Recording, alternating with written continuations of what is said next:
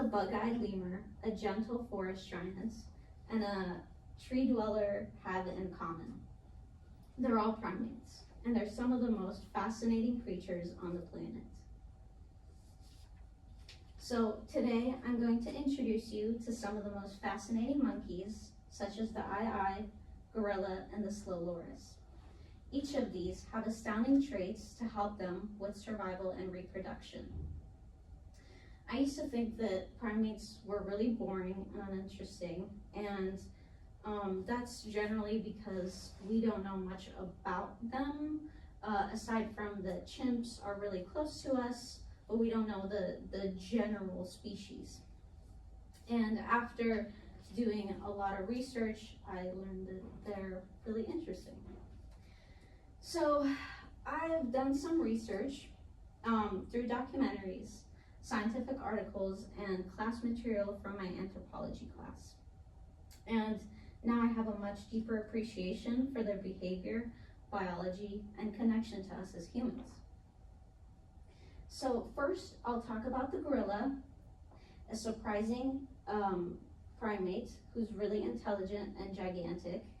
Next, the slow loris, which is known for its venomous bite and adorable appearance. Finally, the eye, a nocturnal primate who's super cool. Okay. So, out of these primates in this speech, the gorilla is one we share the closest ancestry with.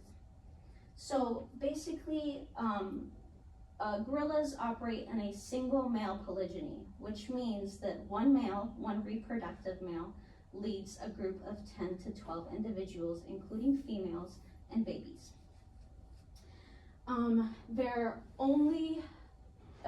They only do a single male polygyny to show competition, and it also helps with their survival and reproduction potentials. Gorillas are very gentle. They don't want to ever fight, unlike chimps. Chimps are super aggressive, unless they are provoked, okay? And usually they give off many warning signs. This includes eye contact, vocalization, chest beating, and something called a bluff charge, where they run at you, but then they run away. And they also try to display strength by breaking or throwing a vegetable. And then finally, they will attack. So they really are not aggressive unless provoked. Now, I know that I said they're not aggressive, but they partake in a behavior called infanticization. Basically, when a new male takes over a group, the male that is the new leader will kill all infants who are breastfeeding of the previous leader. Now, usually the mothers are not happy about this. However, in an evolutionary standpoint, they realize that because the previous male was beat with the new male, they have a higher chance of living and producing better offspring.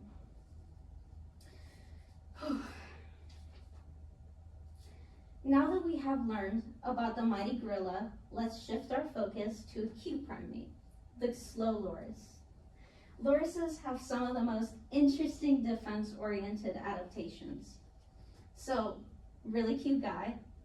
He has venom in his elbows, and whenever he feels threatened, he will bite his elbows, which makes the saliva activate the venom, and using his bite, he will attack the prey, or the predator, and usually the predator will run away. Now, their venom can usually cause tissue necrosis, which is quite dangerous, especially for humans. And another adaptation they have to protect themselves is in the back of their neck. They have a really bony bone structure that helps protect them from getting bit from the back. These cute little guys are nocturnal and they're very slow, so that is usually how they survive, which is the venomous bite and the sharp, bony neck. After examining the slow loris, let's move on to the final primate, the ii, my personal favorite. He's really freaky looking, and they have really long middle fingers. This middle finger can rotate 360, and it's really, really interesting. One of its use is that they basically can reach into the tree trunk entirely and grab a hold of their larva or prey, and they basically have complete control of the movement their finger is able to make, and yeah. Another thing, they use echolocation with their middle finger to hunt. Basically what that means is using their middle finger, they will tap on the tree bark, and essentially it's woodpecker behavior. So they will get a clear image of the tree trunk and its insides, and using that echolocation, they can know exactly where the prey is.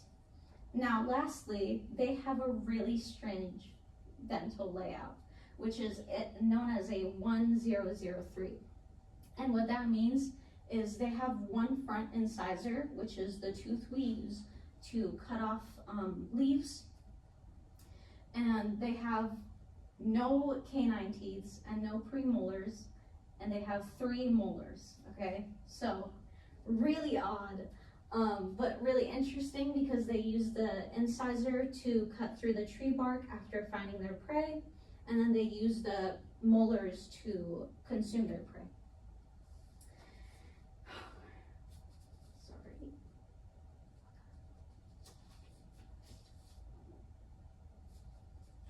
So we began with the gorilla, our closest relative, gentle unless provoked, looked at the slow loris, a cute small primate with a venomous elbow and tough neck, and finally explored the ii.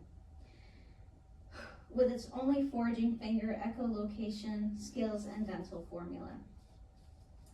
These 3 primates might be incredibly different in size, behavior, looks, but they each show how diverse the primate world really is. So, the next time you hear the word monkey or primate, I hope you remember how weird, wild, wonderful they can really be. Because they're not just animals in the trees, they're a part of our extended evolutionary family.